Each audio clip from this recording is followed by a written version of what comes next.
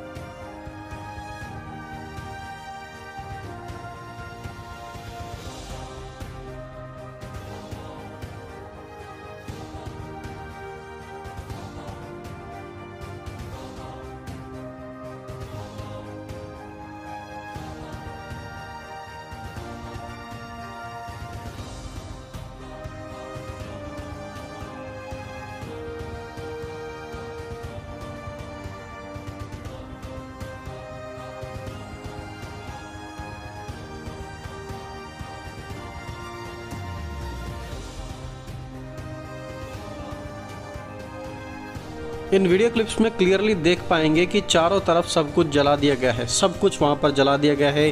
जो जो चीज़ें उन्हें चर्च में मिली उन्हें नीचे फेंक कर उनमें आग लगा दी गई। आप देखेंगे कि पूरी की पूरी बाइबल को, पवित्र बाइबल को वहाँ पर जला दिया गया है। बाइबल के सिर्फ कुछ पन्ने वहाँ पर बाकी हैं जो आग से बच गए हैं। चर्च की फ्रंट साइड को आप देखिए, एवरीथिंग इज बर्न डाउन, सब कुछ चर्च में जला दिया गया है। अंदर हर एक चीज़ के साथ तोड़फोड़ की गई है, एंट्री गेट्स तक भी जले हुए हैं। दोस्तों, कुछ भी इन लोगों ने वहाँ पर नहीं छोड़ा। जितने भी लोग उस समय वहाँ पर मौजूद थे, चाहे वो बुजुर्ग हों, महिलाएं हों, बच्चे हों, सब के सब अपनी जान बचाकर खेतों में भाग गए और वहीं पर कुछ समय तक छिपे रहे, क्योंकि उन्हें डर था कि उन पर लगातार अटैक्स होते रहेंगे। क्रिश्चियनिटी टुडे की रिपोर्ट की माने तो पाकिस्तान में बीते कुछ समय में लगभग 26 चर्चों पर, 26 चर्चेस पर अटैक्स हुए हैं और मोस्टली जो चर्चेस थे उनमें आग लगा दी गई है। ये आज पाकिस्तान की हालत है।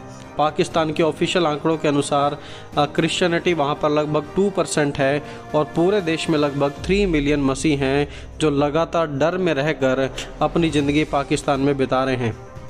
इन वीडियो क्लिप्स में आप देखिए कि हज़ारों की संख्या में लोग वहाँ पर मौजूद हैं। लोग अगर चाहते तो इन्हें रोक सकते थे, लेकिन कोई भी वहाँ पर रोकने के लिए तैयार नहीं है। धर्म के नाम पर लड़ना हर कोई चाहता है, लेकिन धर्म के नाम पर जीना नहीं चाहता। और रिसेंटली संडे को हमने देखा कि दिल्ली में भी एक चर्च पर अटैक किया गया। लोग आए, मुंह पर कपड़ों को बांधकर मारपीट करना शुरू किया, लोगों को डंडों से मारकर वहां से निकाला और फिर उन पर झूठी चीज़ों का आरोप भी लगा दिया गया। दोस्तों, ओवरऑल जो सिचुएशन बनी हुई है, सिचुएशन हमारे लोगों के लिए हर जगह ही ख़राब है। दोस्तों, चाहे मसीह लोग इंडिया के हों या पाकिस्तान के हों या चाइना के हों या दुनिया के किसी भी छोर के क्यों ना हों, जब जब किसी भी मसीह का लहू प्रभु के नाम के लिए या प्रभु के कार्य के लिए भाग गया है तो वो कभी भी व्यर्थ नहीं गया है, हमेशा उसका प्रतिफल ही उत्पन्न हुआ है। एक महान चर्च फादर थे, उन्होंने एक बात कही, उन्होंने कहा, the blood of the martyrs is the seed of the church. जो मसीह शहीद हैं उनका लहू कलीसिया के रूप में एक बीज का काम करता है। जहाँ जहाँ उनका लहू गिरेगा वहाँ वहाँ पर कलीसियाएँ उत्पन्न होंगी। इसलिए आज जो ये सताव हो रहा है, ये कभी भी मसीह लोगों को रोक नहीं पाएगा। मसीह कभी भी रुक नहीं पाएंगे। दोस्तों, क्या आप जानते हैं कि रोमी साम्राज्य में जब वहाँ पर सताव हुआ था तो लगभग 6 मिलियन क्रिश्चियंस को मार दिया गया था। Almost 6 million Christians were killed for their faith in Jesus Christ. लेकिन क्या 6 मिलियन मसीहों को मारने के बाद भी क्या वो तब भी मसीहत को रोक पाए? नहीं, उसके बाद मसीहत और भी तेज़ी से बढ़ी और आप देखते हैं कि पूरा का पूरा जो रोमी साम्राज्य था वो पूरा का पूरा मसीह यीशु में फैल गया। और बाइबल टाइम एंड अगेन हमें इस बात की गारंटी देती आई है कि हम पर सताव होगा, हमें बड़े कलेश उठाकर परमेश्वर के राज्य में प्रवेश करना होगा। और आज ये जो दुख, आज ये जो पीड़ा हम देख रहे हैं, ये उस आने वाली जो महिमा जो हमें प्रभु यीशु मसीह के साथ मिलने वाली है, उसके सम्मुख कुछ भी नहीं है। लेकिन एक बार फिर आपको याद दिलाना चाहता हूँ, वो सभी लोग जो परमेश्वर का दर्जा इस पृथ्वी पर ले रहे हैं, जो सोचते हैं कि वो इस दुनिया के ईश्वर हैं, वो सोचते हैं कि वो मार कर, पीट कर, झूठे आरोप लगाकर लोगों को रोक सकते हैं। आप बाइबल उठाकर देखिए, ऐसे बहुत से राजा आए, ऐसे बहुत से लोग आए, लेकिन परमेश्वर के कार्य को रोक नहीं पाए। दानियल की किताब उसके 5 अध्याय में हम पढ़ते हैं कि जब वहाँ के राजा ने परमेश्वर की बात नहीं मानी और परमेश्वर के विरुद्ध जाकर कार्य किया, तो दानियल नबी ने एक वहाँ पर बात की। उन्होंने कहा, परंतु परमेश्वर जिसके हाथ में तेरा प्राण है और जिसके वश में तेरा सब चलना फिरना है, उसका सम्मान तूने नहीं किया। आज कोई भी राजा क्यों ना हो, चाहे कोई प्राइम मिनिस्टर हो या फिर कोई प्रेसिडेंट हो या फिर किसी भी संगठन का लीडर क्यों ना हो या फिर आप धर्म के ठेकेदार ही क्यों ना हो, याद रखें उस परमेश्वर के हाथ में आपका प्राण है और जिसके वश में तेरा सब चलना फिरना है। यदि आप परमेश्वर के विरोध में खड़े होंगे तो आप कभी भी उससे नहीं जीत पाएंगे।